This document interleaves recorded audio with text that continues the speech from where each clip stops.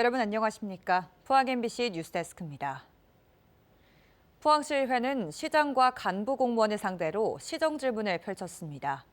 의정활동의 꽃이라는 시정질문은 시의원들이 서로 하겠다고 다투고 답변자인 시장은 진땀을 빼는 게 보통인데요. 그러나 국민의힘 초선 의원들이 상임위와 예결특위를 독식하는 바람에 다선 의원들이 단단히 틀어졌고 시정질문은 단 2명이 신청해 맥 빠진 시정질문이 됐습니다. 김기영 기자입니다.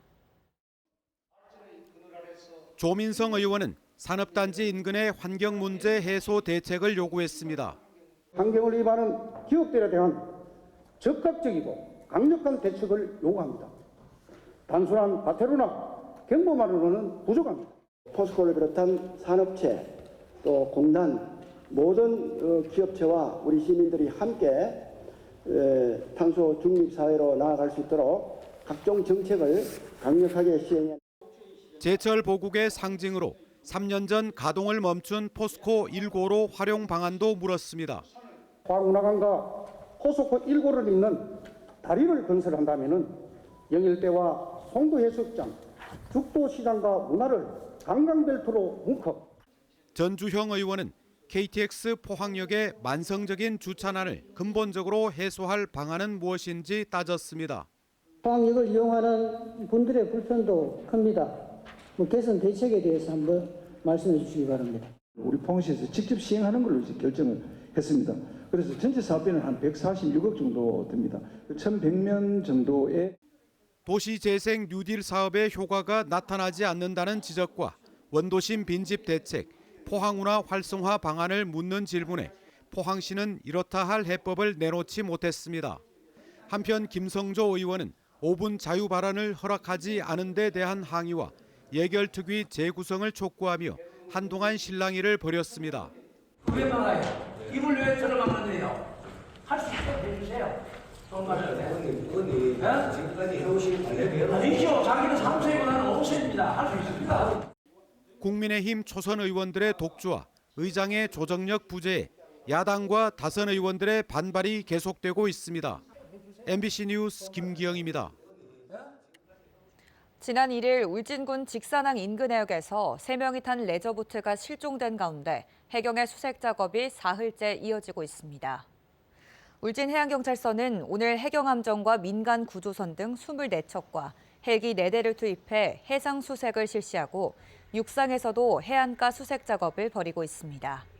또 실종된 레저보트가 최종 목격된 울진 바다목장 인근 해상에서 잠수요원과 수중 드론을 이용한 수중 수색 작업도 진행하고 있습니다.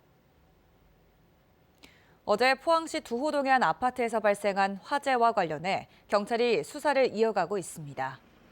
포항 북부경찰서는 내일 소방과 국립과학사연구원 등과 함께 화재 현장에 대한 합동 감식을 실시할 계획입니다. 경찰은 또 숨진 60대 남성의 방화 여부에 대해 전신 화상을 입고 치료 중인 아들이 회복하는 대로 조사할 예정이라고 밝혔습니다. 원전 수출과 안전에 관련된 국제 전시 컨퍼런스가 경주에서 개막해 5일까지 이어집니다. 올해는 75개 국내외 원전 관련 업계가 참여해 원전 발전과 해체 기술에 대해 논의하고 수출 상담회도 열립니다. 임재국 기자가 보도합니다. 원전 수출과 안전 관련 국제 컨퍼런스가 경주 화백 컨벤션 센터에서 개막했습니다. 3일 동안 열리는 행사에는 국내외 원전 관련 75개 업체가 참여합니다. 원전 설계에서 건설, 원전 해체 기술까지 최신 관련 내용을 한 번에 볼 수 있는 전시회가 열립니다. 체코와 폴란드 등 16개 국가 30개 업체의 해외 바이어를 초청하는 수출 상담회도 이어집니다. 원전 도입국들, 또 원전을 도입하려는 국가들하고 또 원전 공급하는 국가들하고 그런 이제 협력 기반을 만들어 가지고 글로벌 원전 공급망을 강화하는 그런 기반을 조성하려고. 특히 원전 수출이 예상되는 체코 두코바니 원전 지역의 트레비치시와 튀르키의 신규 원전 국영기업이 참여해 국내 지자체와 원전 사업자들과 교류합니다. This time I would like to take part in the conference about the nuclear energy and the cities which are around nuclear power plants. So I'd like to know how it's work in the other countries through the world, and it's very important for our cooperation in our region where the Dukovany is.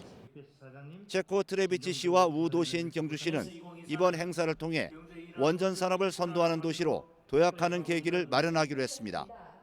트레비치 시와의 우리 경주시와의 우호 관계가 체코 원전을 수전하는데 일정 부분 기여를 했다고 생각을 합니다. 앞으로 체코뿐만 아니라 폴란드라든가 여러 유럽 국가로 우리 K 원전이 이렇게 뻗어나가는. 한편 이번 행사에선 원전 인력 양상 세미나와 한전과 한수원 등이 참여하는 채용 설명회도 이어집니다. MBC 뉴스 임재국입니다. 포항시 동해면 주민들의 건강과 여가 활동을 지원할 다목적 체육관이 개관했습니다.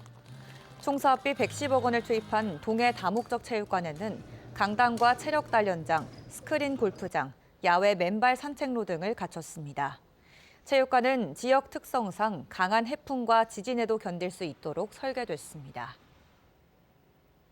더불어민주당 임미애 의원이 농어촌 주민에게 직접적으로 경제적 지원할 수 있도록 하는 농어촌 기본소득 법률안을 대표 발의했습니다. 이 법안은 지역 소멸 위기 극복과 국가 균형 발전 차원에서 농어촌 주민 개인에게 연간 180만 원을 지급하도록 하는 법적 근거를 담고 있습니다. 한편 경기도는 지난 2022년 연천군 청산면의 모든 주민에게 월 15만 원의 지역화폐를 지급해 인구 유입 효과를 거둔 것으로 나타났습니다. 검찰이 명태균 씨가 경북 지역 단체장 공천과 경북도청 특보 취업 청탁을 받았다는 진술을 확보하고 수사 중인 것으로 알려졌습니다. 청탁 연결고리는 경북에서 사회복지시설을 운영하는 정모 씨인데요. 검찰의 피의자 조사가 불가피해 보입니다. 이정희 기자가 전합니다. 명태균 씨가 안동재력가 조모 씨 아들의 대통령실 취업 청탁뿐 아니라 봉화군수 공천, 경북도청 특보 취업 청탁도 받았다는 진술을 검찰이 확보하고 수사 중인 것으로 파악됐습니다. 윤석열 대통령 부부 공천 개입 의혹을 수사 중인 창원지검이 지난 29일 김태열 전 미래한국연구소장을 불러 조사하는 과정에서 관련 진술을 확보한 것으로 알려졌습니다. 명태균 씨와 재력가 조 씨 부자 등의 연결 지점에 정모 씨가 있다는 안동 MBC 보도대로 김 전 소장도 명태균 씨 청탁 연결고리로 정 씨를 지목한 겁니다. 정 씨가 2021년 7월 이전 연구소로 찾아와 조 씨 아들의 대통령실 취업과 자신의 경북도청 특보 자리 청탁, 또 다른 인물의 봉화군수 공천 청탁을 중개했다는 취지입니다. 청탁 논의 시점과 장소도 특정한 것으로 알려졌습니다. 연결고리로 지목된 정 씨는 현재 안동시로부터 복지 사업을 위탁받은 한 사회복지시설장입니다.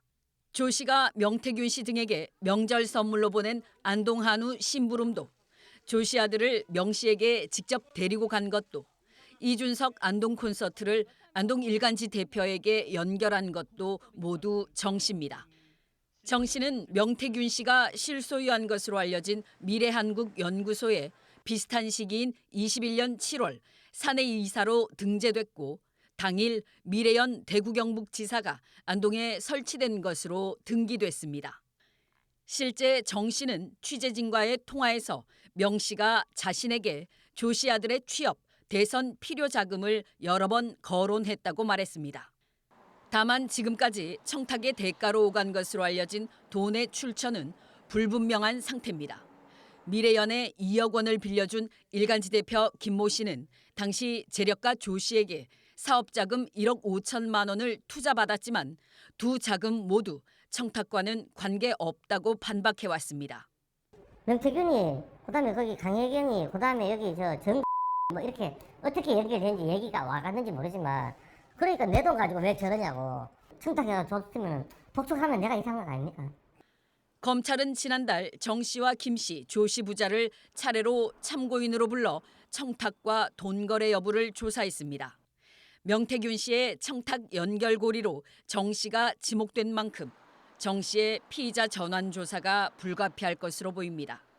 MBC 뉴스 이정희입니다. 지난해 경북 지역에서 순유출된 청년 인구가 만 46명으로 나타났습니다. 경상북도가 작성한 2023 청년 통계에 따르면 지난해 한 해 19세에서 39세 이하 청년의 이동 현황은 전입 11만 817명, 전출이 12만 863명으로 순유출이 1만 명을 넘긴 상태입니다. 또 도내 청년 인구는 52만 8천여 명으로 전체 인구 255만여 명의 20.7%를 차지했고 남성이 55.6%로 여성보다 10%포인트 이상 많았습니다.